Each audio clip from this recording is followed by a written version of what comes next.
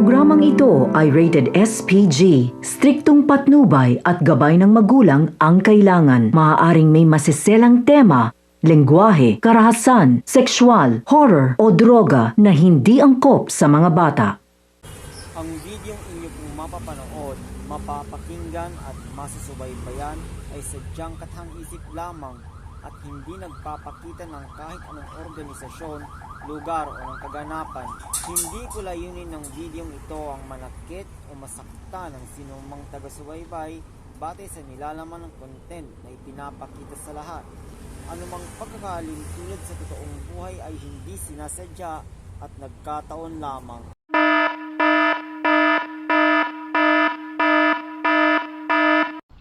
Hello po, magandang araw po sa ating lahat.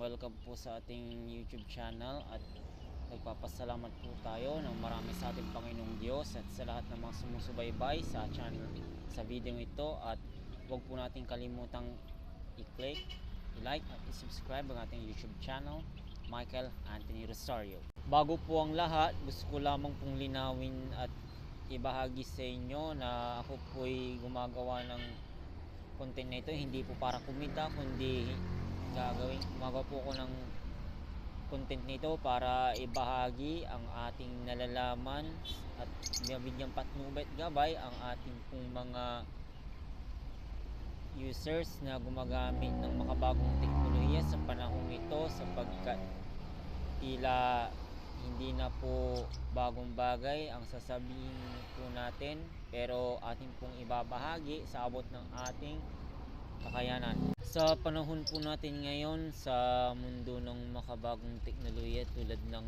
social media, internet connections, ay natututo po tayong gamitin ng wasto, at ito po ay nagagamit natin hindi lang parang libangan kundi para sa ating trabaho, edukasyon at negosyo. Malaki po ang naitulong ng ating ginagamit na internet connection sa social media sites sa ekonomiya po natin, at may maganda pong naidulot ang internet nating ginagamit sa araw-araw.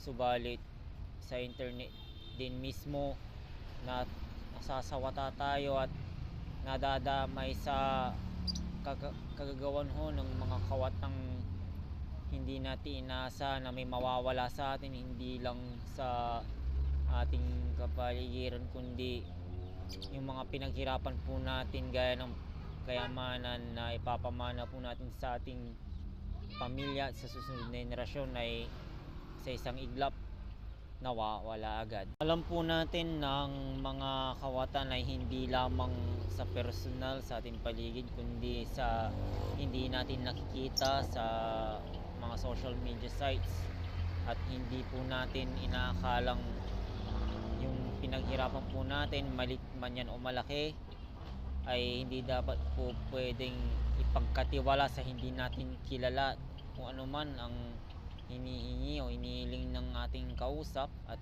hindi po niya ipakikilala ang kanyang pagkakakilanlan at kung ano ang motibo ng ating kausap at nakaka-text sa online or sa text messages man lang.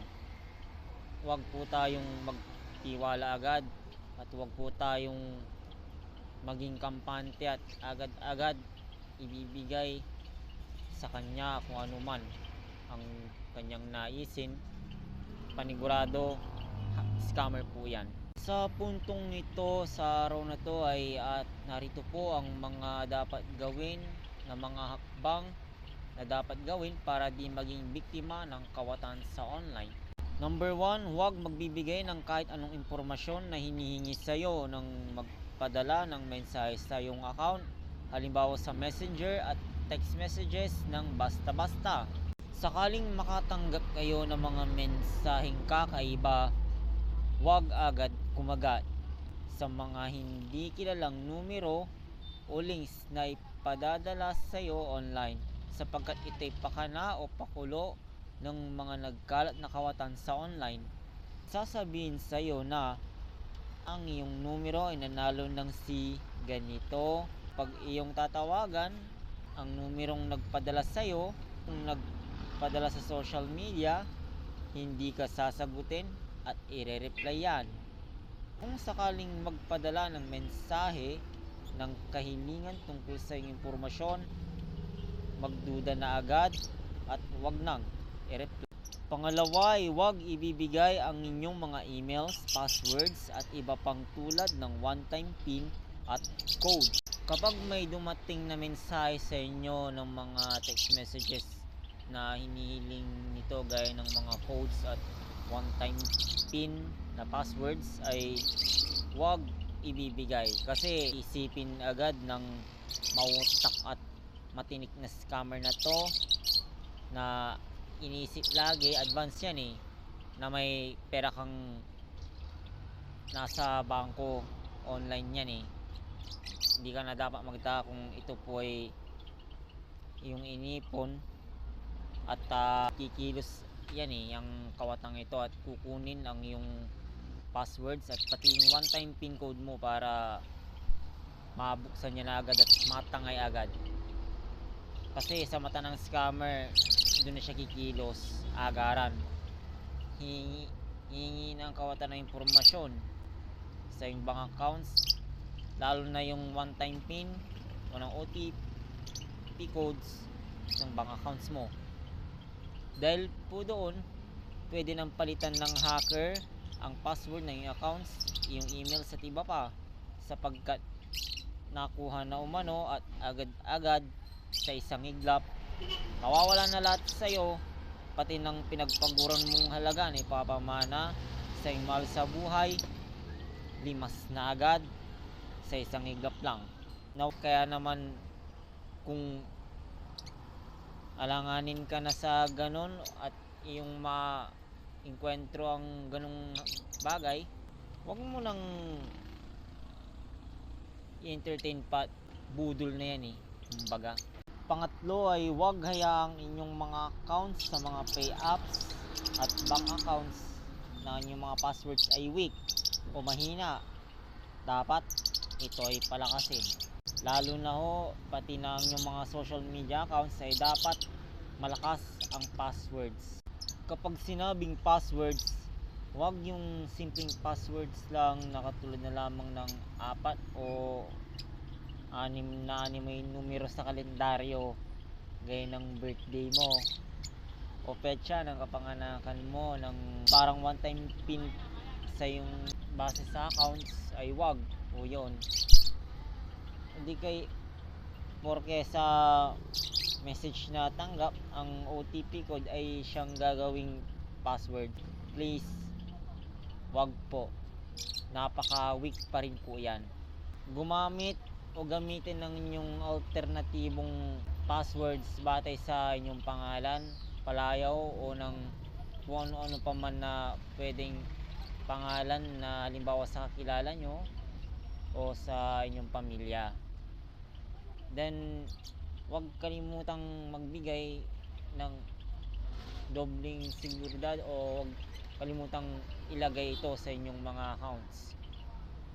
Gumamit tayo ng two-factor authentication dahil po dito ay may hirapan at hindi mabubuksan ng hacker ang inyong mga accounts, hindi lang sa inyong mga social media accounts kundi yung mga bank accounts, pay apps at sa iba pa sapagkat ligtas ito at hindi kayang wasakin ng hacker ang inyong mga accounts.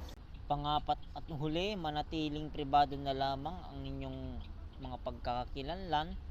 Kung may banta sa seguridad ang inyong accounts sa online, maaaring i-deactivate na lamang o i-delete. Mas mainam na lamang po na gumawa tayo ng panibagong accounts at siguraduhin na lamang na ang inyong pagkakakilanlan ay protektado at malakas ang seguridad.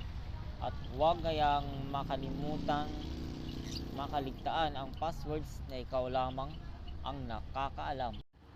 Mga kaibigan, mga ginigiliw kong mga taga-subaybay, I think kung itong tatandaan at ito ay sadyang mahalagang bagay at Naway ating maitanima sa ating puso at pangunawa. Laging bantayan ang ating sarili, hindi lamang sa ating paligid, kundi sa paggamit ng internet at social media sites. Lalo na't kung mayroon mahalagang pinakaingatan natin tulad ng pera. Tandaan po natin, protect your money, protect your property against the scams. Mga kaibigan, nagpapasalamat po tayong lubos sa inyong lahat sapagkat inyo pong natunghayan ang mahalagang mensahe na ating ipinarating at ating pong ipinabatid para sa kapakanan po ng ating mga users ng internet at social media sites, at sana po ay kapulutan po ng aral ng bawat sa atin ang mensaheng ito. Hanggang sa muli po at magandang araw po sa inyong lahat. God bless you to all.